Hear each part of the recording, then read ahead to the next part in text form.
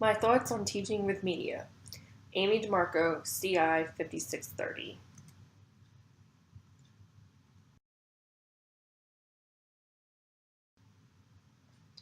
A tool, not a crutch.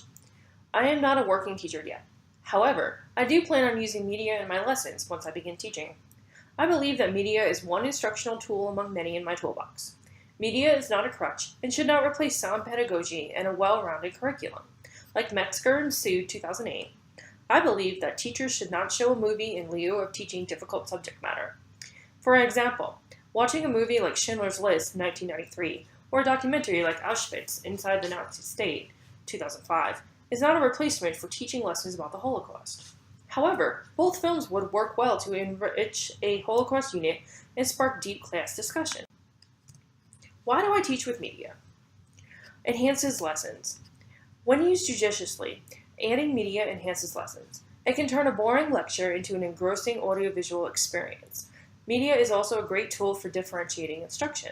According to Burke 2009, media increases student engagement and accommodates multiple learning styles. Makes the impossible possible. According to Reeves and Rodrigue 2016, since the 2008 recession, 10% of schools surveyed have eliminated field trips. Besides economic concerns, the current test and punish school accountability structure has also impacted extracurricular activities, including art, music, and field trips. Technology and media-based alternatives such as virtual field trips and web quests could bridge this gap. Digital media also allow students to view primary source documents that are difficult or impossible to view in person. One example is the Book of Kells, located at Trinity College in Dublin, Ireland. Trinity College has created an iPad app that includes high-resolution scans of each page of the entire book, as well as rich information about the book itself. To the right is a screenshot of the main menu of the Book of Kells iPad app. Integrates 21st century skills into curriculum. According to Halverson 2011, media literacy and knowing how to create media with technology-based tools are important 21st century skills. For example, using digital media to create a video presentation about the Civil War would utilize the following skills from the National Council of the Social Studies P21 Framework 2007. Using digital technology, communication tools, and/or networks appropriately to access, manage, integrate, evaluate, and create information in order to function in a knowledge economy. And using technology as a tool to research, organize, evaluate, and communicate information in the possession of a fundamental understanding of the ethical legal issues surrounding the access and use of information. How do I teach with media? Integrate media into lessons. Media is integral to social studies, and I plan to use it throughout my lessons. One creative use of media is using music to spark a class discussion. At the very end of Guns N' Roses' song Civil War, 1990, the narrator asks a very poignant question. What's so civil about war anyway? I could use a clip of this to introduce the concept of civil war and using war to solve political disputes. Additionally, I use PowerPoint to deliver most of my lessons. I use longer presentations to give overviews or go in depth about a topic and shorter ones to teach mini lessons or to give instructions for lesson activities. I include short video clips to introduce topics or demonstrate concepts, and I add pictures, maps, charts, and graphs to my content slides. I always add media with a definite purpose. I never add it as a filler or replacement for instruction. Have students use media in the products they create. Media is not just for the teacher. Students also use media in the products they create. Unless a product is meant to showcase a particular skill, such as writing a research paper or constructing a timeline, students have the freedom to choose how they present their information. Students may either create media or use media to create their projects. Most likely, their projects will both create and use media. Teach media literacy. Again, both Halverson 2011 and the P21 Framework 2007 state that media literacy is a 21st century skill. Teaching media literacy is an integral part of using media in the classroom. Since much of social studies relies on analyzing and interpreting primary and secondary sources, students must learn how to choose their sources wisely, including media sources. When I use high-quality media in my lessons, I am modeling best practices for choosing media with care. When I cite my sources, I am not just modeling academic honesty and how to cite in MLA style. I'm also showing students where to find high-quality sources, including media sources. Example 1. Medieval music. If I was teaching a lesson on medieval music, I could use both pictures and audio.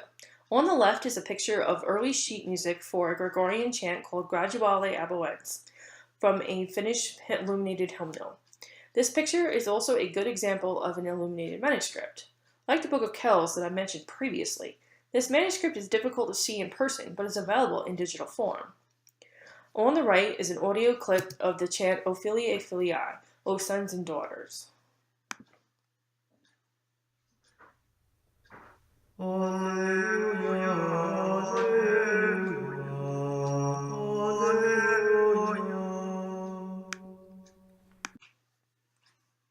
Example 2.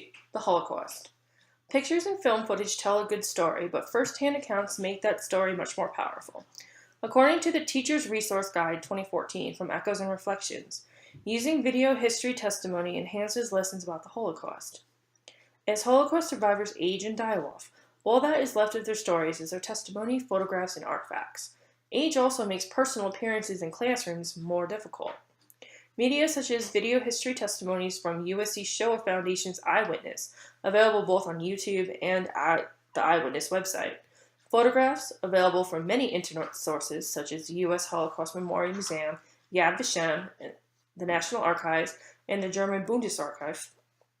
And documentaries from the History Channel, PBS, and the BBC, just to name a few sources. On the left side is a clip from USC Shoah Foundation's 1997 interview with Holocaust survivor Kurt Messerschmidt, where he discusses his experience viewing the aftermath of the Kristallnacht pogrom in 1938. In 1938, that's one of those dates which I can never forget. Don't forget it. November 10th. On the right is a picture from the German Bundesarchiv of the aftermath of Kristallnacht in Magdeburg, Germany. Example 3. End scene: the Civil War. If I end up teaching in North Buncombe County, then arranging a real-life local field trip to the Vance birthplace may be easier. However, media can still enhance teaching and learning before and after the field trip. Before the trip, I can use pictures of sites to look for when we get there, and I can use media to establish context.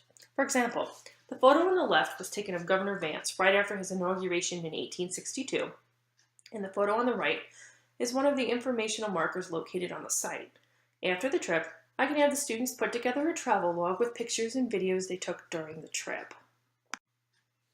Where to from here? The photo above is of Davy Crockett's birthplace in Limestone, Tennessee. Like Davy Crockett's life, history is a story and an adventure. Social studies offers my students and I ample opportunities to utilize a vast array of high-quality media sources to make that story come alive. I believe that carefully selected and well-placed media will enrich my lessons and debunk the myth that history is boring.